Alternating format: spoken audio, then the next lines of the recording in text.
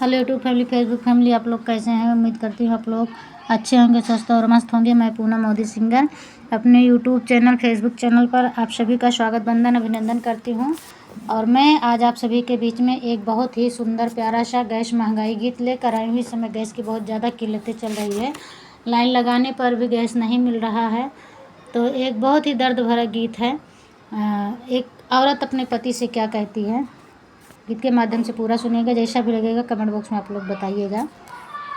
लागता है कि अब नाही मिली है गैसिया, पिया भाई सिया ले दाना, पिया भाई सिया ले दाना, पथब गोबर के गोईठिया, पिया भाई सिया ले दाना, पथब गोबर के गोईठिया, पिया भाई सिया ले दाना।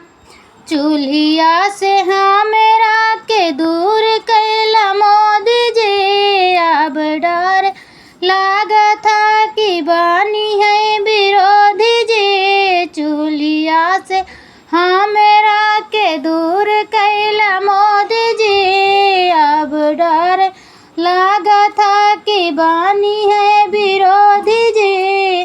कवने जन्म के लिए तू कसरिया, पिया भाई सिया ले दाना, पथब गोबर के गोईठिया, पिया भाई सिया ले दाना।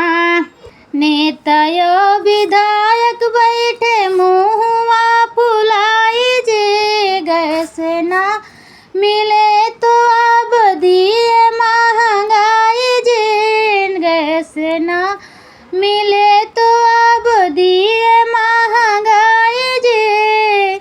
हम नाही जाने ले के बिगड़ी आदतिया, पिया भाई सिया ले दाना, पथब गोबर के गोईठिया, पिया भाई सिया ले दाना।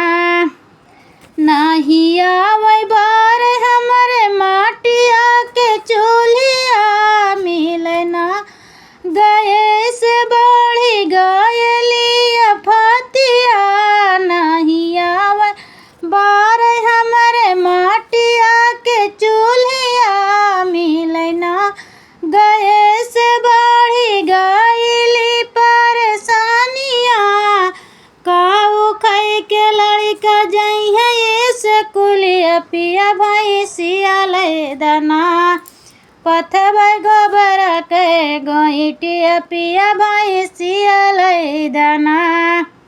कैसे वो समैया रहल छूटल जब चूल्हिया, नहीं जाने मुड़वा पे आई फिर फतिया, नहीं जाने मुड़वा पे आई फिर फतिया।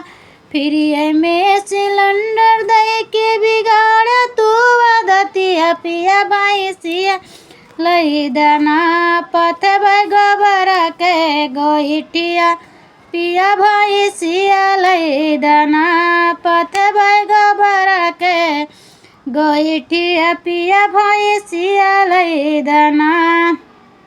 आसरा लगवले कहिया गैस सास ताई हो, आसरा लगवले कहिया गैस सास ताई हो। चाय पकौड़े तब दोनों जनी बनाई हो, फिर से लौट आई है हमें रोज निगिया हो, पिया भाई सिया ले दाना, पिया भाई सिया ले दाना, पथब गोबर के गोईठिया, पिया भाई सिया ले दाना।